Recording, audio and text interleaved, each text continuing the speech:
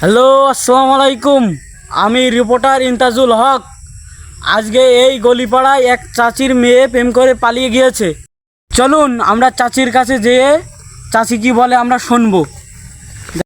চাচি, আপনার মেয়ে কোন গ্রামে বিয়ে করেছে, কেমন করে বিয়ে করেছে? এই গ্রামেই বিয়ে হয়েছে, প্রেম করে ছেলেতে বিয়ে করেছে দিয়ে যা। চাচি, আপনার মেয়ে কি কিছু আপনাকে বলে গিয়েলো নাকি? কি ভুলে গেছে জানি না গো, আদি ভুলে আছে আমার ভাইয়ের বেটিকে মারে ফেলেছে গো। কি ভুলে গেছে আমরা।